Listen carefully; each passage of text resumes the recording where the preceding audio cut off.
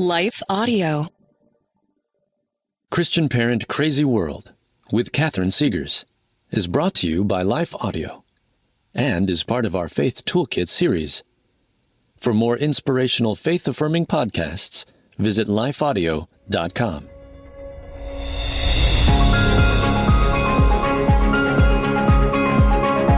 Welcome to Christian Parent Crazy World, the podcast that tackles tough topics to help you be a godly parent in an ungodly world. I am your host, Catherine Segars, and in today's episode, we will tackle this very uplifting question: how can we bless our children with our words? So we are in a light, refreshing summer series. It's like a cool breeze on a hot day, which is really needed about right now. This series is on how to bless our kids with words. In the last episode, I shared with you some very powerful and poignant stories on how impacting words can be in the lives of our kids.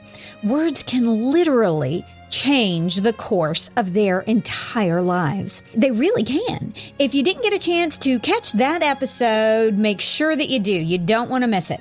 But you know, I got to thinking about the power of our words recently because on Father's Day, our family was at a church and the pastor gave the most beautiful paternal blessing that I have ever heard in my life. He spoke it over the whole congregation. It was amazing. It perfectly expressed a mother or father's heart for our children.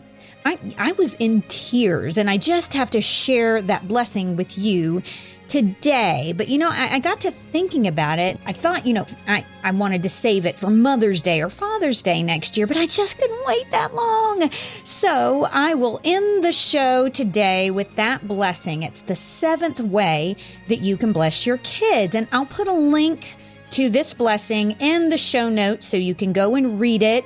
It's written by a guy named John Paul Jackson. But if you would like a beautifully designed copy of this blessing that you can print out for you and your kids, be sure to subscribe on my website and you will get it in the subscriber email. I will include a PDF, but also a Word copy that you can type your child's name into and print it out. That would be a really nice gift. If you are already a subscriber, just check your email that I sent about this episode. It's in there. And if you have any problems, just email me. I'll send it to you. And trust me, when you hear this blessing, you're going to want a copy of it.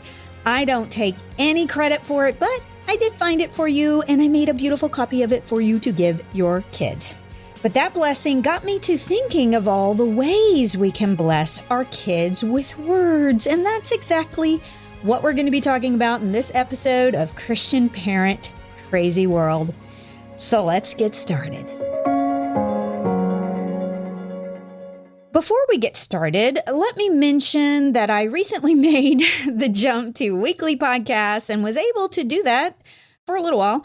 Then I got into the hardest class ever in my Christian apologetics program at Colorado Christian University, and scheduling bathroom breaks and showers and a few hours of sleep became a thing. You know, I knew I was in over my head when we took a rare break and went out for some ice cream one night with the kids, and my 7-year-old said, "Daddy, thank you for taking us to get ice cream.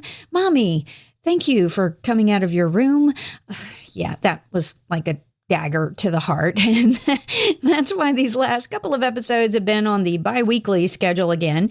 But I've decided to postpone that class till later this year and get more ahead of the reading there. So I'm back to making this thing happen on a weekly basis for the most part. I mean, I do have a lot of kids and we homeschool, so life can always get in the way, even if school doesn't. But that's the plan. So that was just a little housekeeping update. Now on to our discussion on how our words can bless our kiddos. Look, my house is just like yours. As a parent of 5 very rambunctious, very busy, and rather messy kids, I have to use my words to educate and to correct and to discipline a lot, like a lot. Sometimes, though, we forget to use our words to bless our kids. I know that I forget to do that, and I need this reminder every bit as much as you do. So as we've been talking about in this series, our words are powerful. They just really are. Our theme verse is Proverbs 18:21, which says the tongue has the power of life and death. Those who love it will eat its fruit. Our words are the water that can produce the most amazing fruit in our kids' lives when we use our words wisely, strategically, purposefully.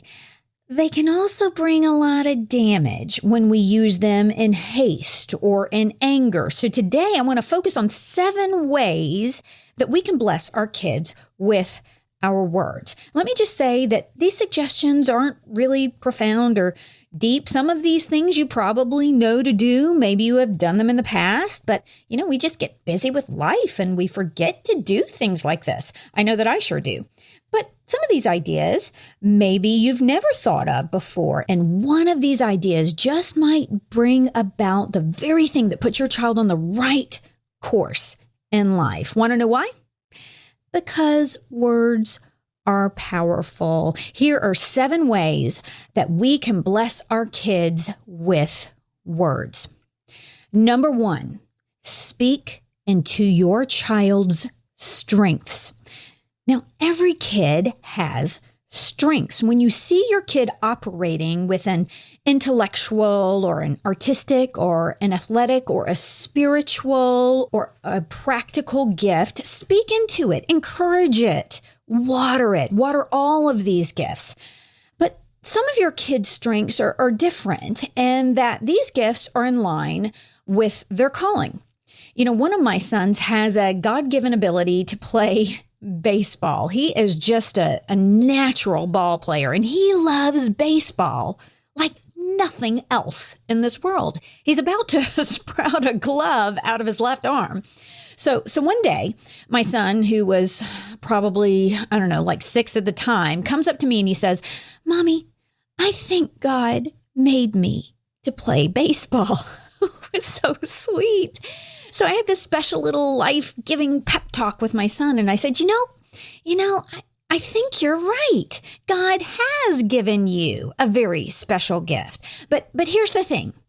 Any gift God gives you isn't meant to glorify you.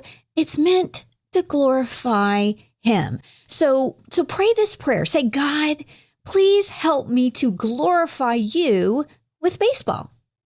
I think that's a prayer that God will be very happy to answer. Now, I don't know how far my son will go with his baseball gift, but I do believe it's a very special gift from God and a very special passion that he has for this sport from God. And if not later in life, it is in line with his calling right now. And I do know what he needs to do with it. He needs to point that gift right back to God. Now, if you don't know what your child's special gifts from God are, the ones in line with their calling, be that a childhood calling or a lifelong calling, just pray about it. Ask God to show you why this kid is on the planet. James 1, chapter 5, it's a verse I've quoted many times. It says, "If any of you lacks wisdom, you should ask God, who gives generously to all without finding fault, and it will be given to you." So ask God to show you your child's gifts, the ones that He wants you to water. God created your child with a specific purpose in mind and with specific gifts that He wants to use for His glory. I can think of a God-given strength in each of my kids. I've got one kid with a great intellectual ability, and another with a great gift of compassion, and another with a great mechanical gifting. It comes in handy when the freezer door is not working correctly. And then there's my son with this athletic gifting, and another child with an artistic gifting. And when I see my kids operating in these gifts, I water them. So speak into your kids' strengths. Number 2, speak into your kids' weaknesses. The enemy wants to take those areas where your kids struggle and use those weaknesses to disqualify them. He does this with all of us, with you and me as well. We all have weaknesses, but our weaknesses are meant to make us press into God. In 2 Corinthians chapter 2, verse 9, the Apostle Paul says, "My grace is sufficient for you. My power is made perfect in weakness. Therefore, I will boast all the more gladly about my weaknesses so that Christ's power may rest on me." Isn't that awesome? The very thing that we think disqualifies us can become one of our greatest strengths.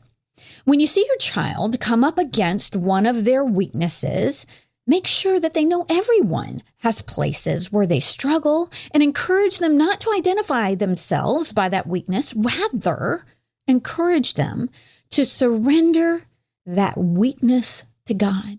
You know, I just love the story of Wilma Rudolph. This girl was born premature in 1940 and had a whole slew of complications. She had measles and whooping cough and scarlet fever and double pneumonia. She spent much of her childhood in bed.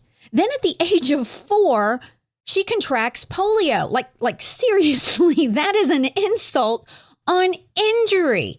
I want to read a little excerpt from the Sports Cafe about Wilma Rudolph. It says, quote, "My doctor told me I would never walk again," Wilma wrote in her autobiography. With a big family to feed and very little money around, the doctor's words seemed like a prophecy to Wilma's parents. But her mother, Blanche, refused to give up. "My mother told me I would walk again.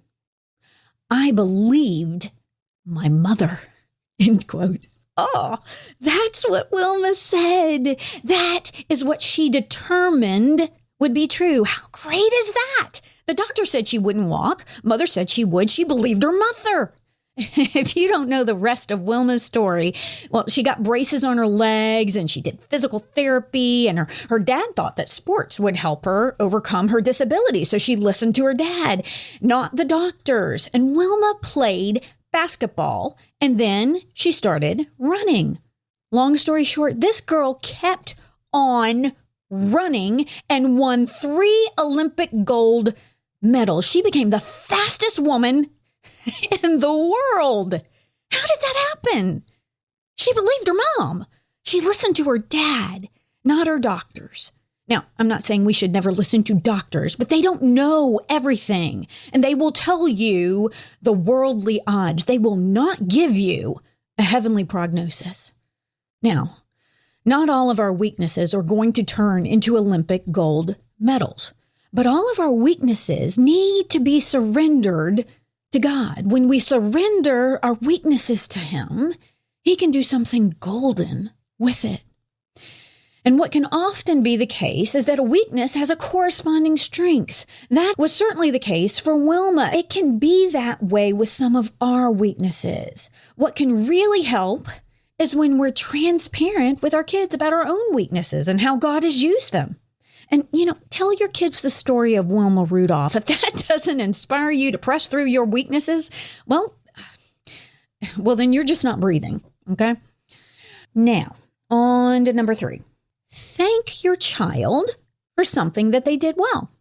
Like I said, this one is pretty simple and obvious, and yet I often fail to do this. I'm quite often actually the hammer around the house, pointing out how this hasn't been cleaned well, and that hasn't been maintained, and this hasn't been organized, and this didn't get done on time. Don't even get me started on the laundry situation in my house.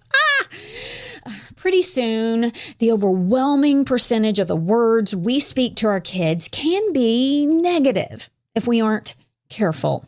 It happens to all of us. It certainly happens to me. One of the best ways to counteract that is to find something to thank your child for. Thank them for unloading the dishwasher well, or for sweeping the floor and making it look spotless or better than it did. Or, thank them for being kind and helpful with one of their siblings. Find something to thank them for. Make it a point to do this regularly and see what happens. I think you will like the results.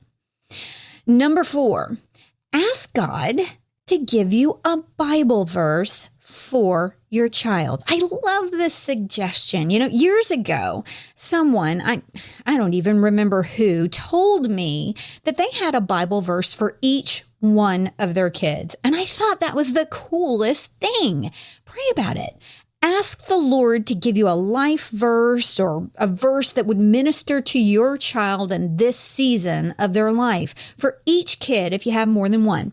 For example, I have a daughter who is named after a river, and her middle name is Joy. Her life verse is Psalm 46:4, which says, "There is a river whose streams make glad the city of God, the holy place where the Most High dwells." That is her verse. She is a river of joy.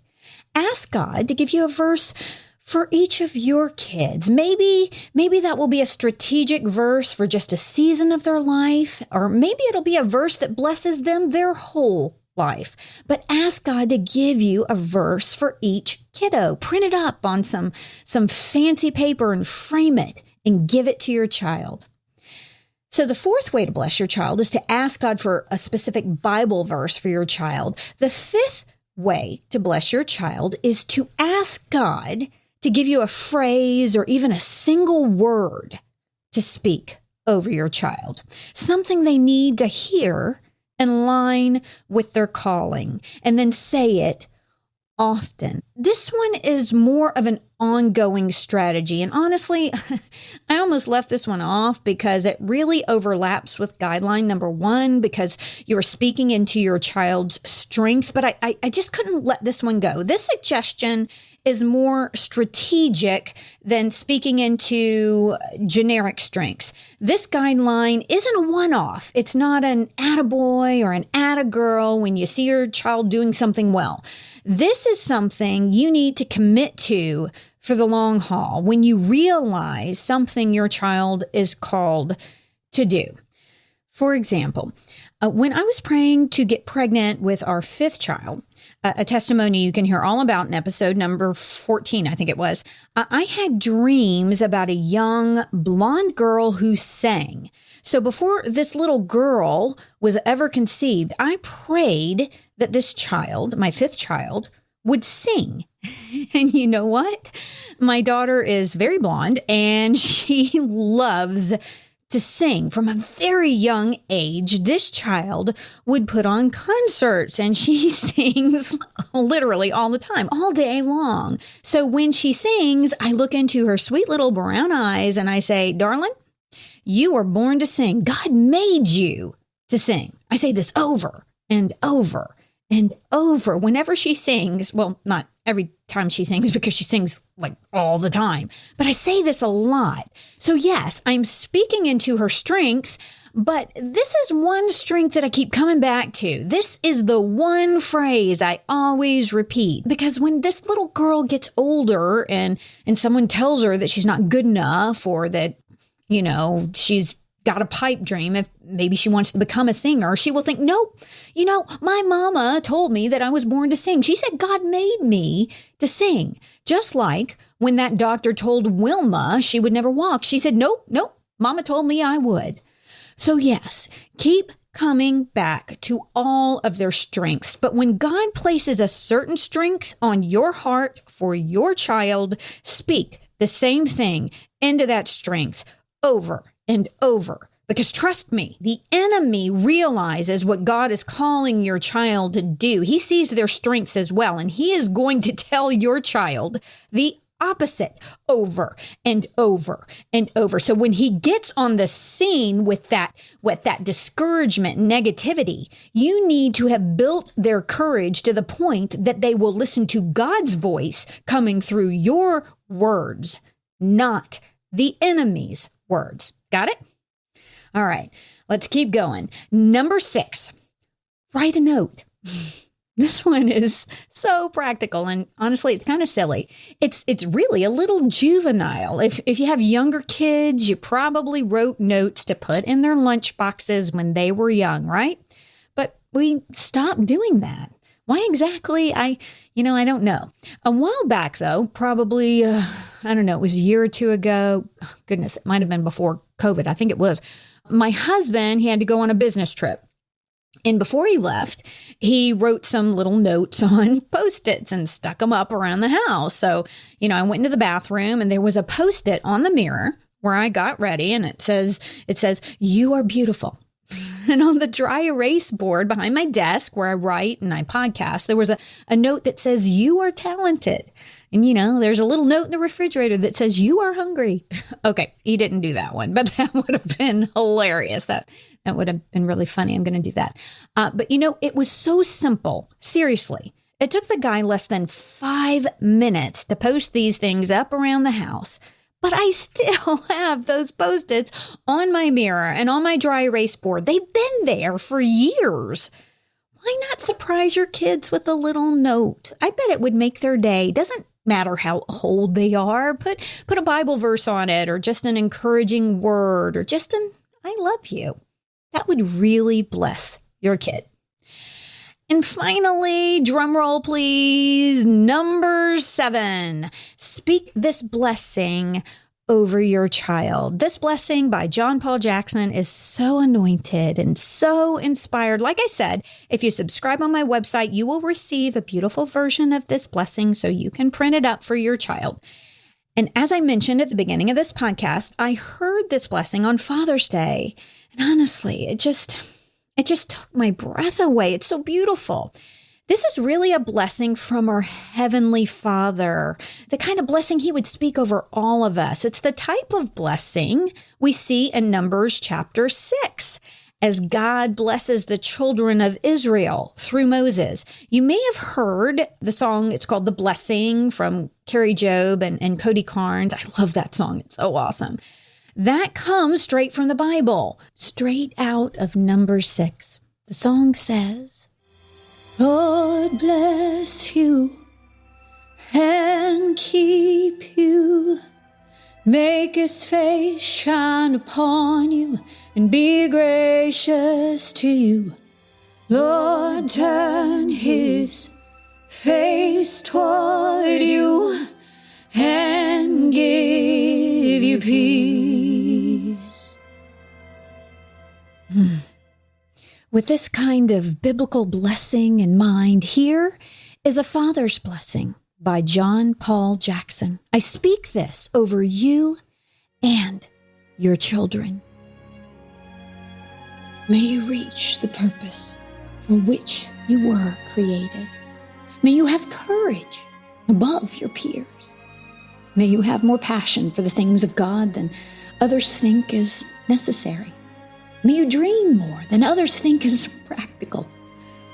May you expect more than others think is possible. May you choose wisely without earthly bias. You have people to influence that you have not yet met. You have lives to change that are waiting for your arrival. You are strategically placed wherever God takes you by His grand design, just so you can become everything He made you to be. That place is the place you can grow best. That place is the place where you can be the most fruitful, the place where the future is changed because of your presence. May you see vistas that others don't even know exist. May you see God in every petal of every flower and every blade of grass, for each of them are designed by His hand.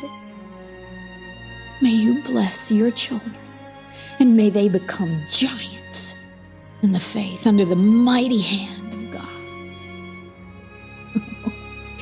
You won't fail. You won't. You were made by God to be here for such a time as this. I want to thank you for joining me today. Look, I know there are a lot of things you could be listening to right now, and I really appreciate that you took this time to spend with me.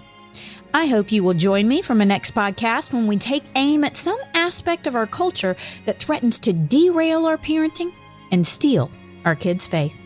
If you enjoyed this episode of Christian Parent Crazy World, would you consider telling a friend and sharing it on social media and giving it a good review over on Apple Podcasts and Spotify and following me on Facebook and Instagram? And maybe you could say that Christian Parent Crazy World is the best podcast you've ever heard in your entire life. Just a thought. And be sure to check out my website, which is CatherineSeegers.com. That's Catherine with a C. I have lots of articles and resources there that will help you on your parenting journey. And if you subscribe, I will be sure to send you some really cool free stuff and notify you of future podcasts, articles, and blogs. I want to end this and every episode with a word of encouragement. God gave you your kids, your specific kids, for a reason. That's because you hold the key to unlocking who God created them to be. We'll see you next time.